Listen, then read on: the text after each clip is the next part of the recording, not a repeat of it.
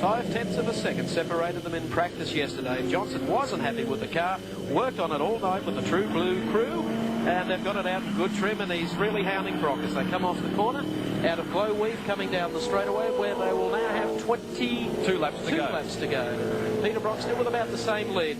Johnson will gain a little from this point, halfway up the straightaway to Valvoline corner. Bartlett's third, and a great dice for fourth. Murray Carter, I think, just got fourth at the moment, but it's going to be pretty tight on the turn there. He might slip back behind car number 12, and that's Warren Cullen. General Credits, back straight, still.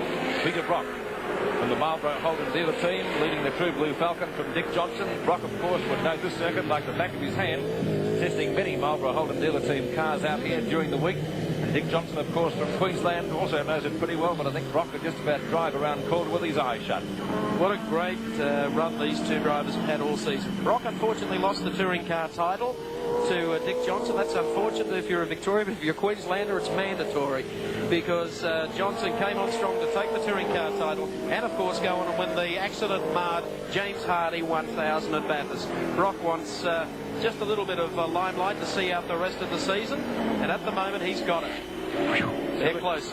Still in sixth place is Stephen Harrington behind Warren Cullen and Murray Carter. Carter lying fourth, and in third position is the 9 car of Kevin Bartlett. So the placing is still the same with 21 laps to go. Look at this, Dice, further back, these fender rubbing.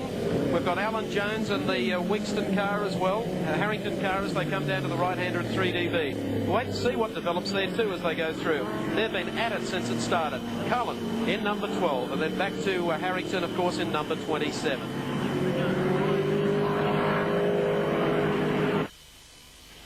You're about to witness an amazing test track demonstration of performance and in the pits at the moment is car number 15, the Phil Lyon Commodore. He was playing a little bit of smoke around the back section of the track in General Credit Straight. Got it to the pits, but I don't think he'll be taking any further part of the race. If he does, certainly he won't be pressing the leaders. I don't think he called in for oil. Okay. We pick up with 17 laps remaining, and here is the dice. It's between those two Bathurst rivals. Peter Brock, 0-5 for the Melbourne Holden dealer team, and of course Dick Johnson, 17, the True Blue Prudential Falcon. Coming away, this will be interesting now because they're in behind a lot of the slower traffic. Kevin Bartlett just coming off Valvoline turn, running in third, still holding that. Murray Carter is fourth, and Warren Cullen is fifth. Kevin Bartlett told us yesterday that he was down on power, and the same thing Mike Raymond would appear to have applied this afternoon. He just can't catch the two leading runners at the moment, 5 and 17. They were going to change an engine overnight, but decided against it. It's not a track that suits the Camaro. However, at this stage, it's running in third and still a long way ahead of fourth place driver, which of course is Murray Carter. Cullen is fifth and Stephen Harrington is sixth. That's the top six. We bring you that update. There's Bartlett pulling out to put a lap on one of the slower cars. Still holding down third and in no danger at this stage of surrendering that. Harrington, meanwhile, has taken the inside edge and may have taken Warren Cullen. 16 laps to go in the touring car trophy race here at Calder. Race over 25 in duration.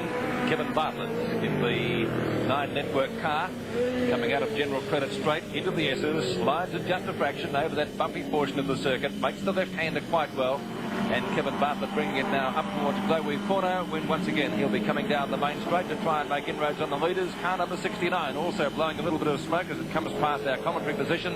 That's John Bundy in the green Mazda. 15 laps remain, and only a pity we didn't see Dick Johnson signal as they go up into the top corner.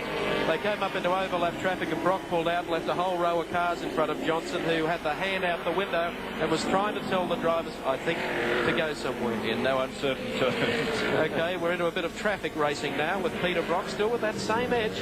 Johnson closes up just a little bit at the end of the straight, and Brock is very swift through the turns, knows this track well. He heads out of 3DB down to the right-hander and Glow Weave.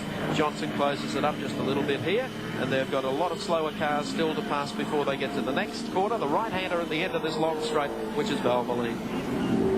Okay, in progress, the City of Melbourne Touring Car Trophy. Here's Evan Green. Peter Brock, when you're driving your Commodore, your life depends on the work of the men who prepare the car. How much faith do you have in the people who put it together?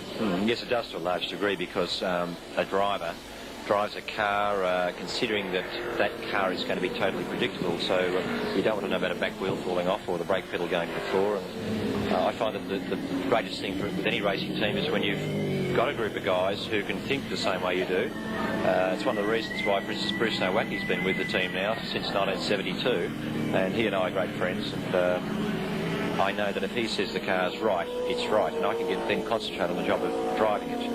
When you have a guest drive somewhere in an unusual car, you tend to be a little bit conservative because you're not too sure what the weak points are in the car or how well it's been put together. So, yes, it's extremely important knowing the car's well put together.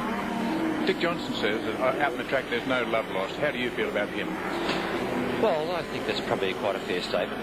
We're quite friendly off the track. We're not bosom buddies at all, but, you know, we're both pretty much the same sort of nature of people, I suppose. And you get out on the track, and once that flag drops, he is just a person in a car that's doing his very best to beat me, and I'm much the same. But Dick's a very clean driver. He's very hard. There's certainly no love lost as far as driving tactics are concerned, but then again, it's all above board, and that makes very enjoyable racing, I think. Enjoyable racing, exactly. Peter Brock, Marlborough Holden dealer team 05. One of the big winners of the touring car circuit of champions in Australia for a long, long time. And moving up into 6th position now, Mark, is Gary Wilmington in the yellow Ford Falcon. The overall placings at the moment are Brock and Johnson in 1st and 2nd place. In 3rd position is Kevin Bartlett in the 9 car. Car number 18 is in next position, that's Murray Carter, and car number 27 follows him, that's Steve Harrington in the Commodore, and as I said, moving up into position number 6, Gary Wilmington in the yellow Ford Falcon. Okay, coming out of Glow Weave turn, facing the straightaway with 11 laps remaining. Peter Brock, probably the biggest gap that he's held on Dick Johnson. Johnson does gain a little at the end of the straights, but that's about it. Kevin Bartlett still holding down in 3rd place. There you can see the gap that the leaders have over 3rd place Kevin Bartlett. And that view from our camera mounted in the Clark mobile crane, which you saw out there in the top left-hand corner of the screen. Murray Carter still 4th. 5th place being held down by car number 27. That, of course, is Stephen Harrington. So it's Brock, the race leader from Johnson, Kevin Bartlett, Murray Carter, Stephen Harrington, and, of course, Gary Wilmington.